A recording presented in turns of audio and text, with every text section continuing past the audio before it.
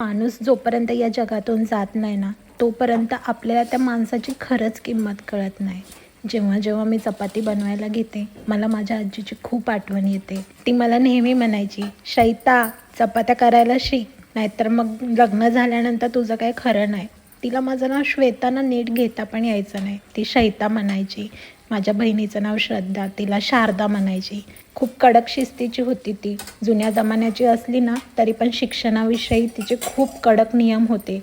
कधीच तिने शाळा कॉलेज चुकवून दिलं नाही. ऑफिसमध्ये पण सुट्टी घेतली ना, तर तिचे प्रश्न हजार असायचे. तिची खूप मोठी मोठी स्वप्न होती आणि ती सगळी स्वप्न ना, ती माझ्या आणि माझ्या बहिणीच्या नजरेतून पूर्ण करू पाहत होती.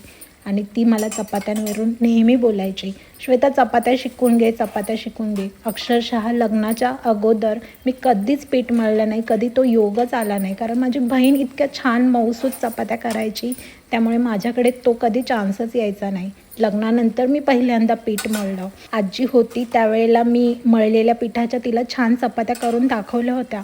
पण त्यावेळेला ती मला म्हणाली होती की या चपात्या तू नाही बनवल्या, तुला जमणारच नाही. तिला माझ्यावरती विश्वासच नसायचा की मला चपात्या जमतील. पण आज खरंच ती असती तर तिने बघून कौतुक केलं असतं की तुला खरंच चपात्या जमतात. चपात्याच नाही, आज इतकं स्वतःच्या पायावरती इंडिपेंडेंटली उभी आहे की तिला आनंदाने जे हवं ते सगळं दिलं असतं. घरी तिला ठेवलं असतं महिनाभर. तिची सेवा केली असती. ती ज्या वेळेला गेली ना, त्यावेळेला अक्षरशः आमची परिस्थिती इतकी वाईट झाली होती की आमच्याकडे तिला दवाखान्यात नेण्यासाठी सुद्धा पैसे नव्हते. तिची खूप इच्छा होती माझं लग्न बघण्याचं, पण माझं लग्न होतं त्याच्या 2 दिवस अगोदरच ती गेली होती. ती गेल्यानंतर आयुष्यात मी हाच धडा शिकलेली आहे. काही झालं ना, तर पैसे कमवायचे. तुम्ही बघितलं असेल, मी इतकी मेहनत करत असते. आज जे काही माझ्याकडे आहे ना, ते सर्व मी या मेहनतीनेच कमवलेलं आहे. तिच्या सगळ्या शिकवणी अजूनही माझ्या मनात आहेत आणि तिने आम्हाला इतकं मोठं केलेलं आहे, इतकं इंडिपेंडंट होण्यासाठी नेहमी प्रोत्साहन दिलेलं आहे.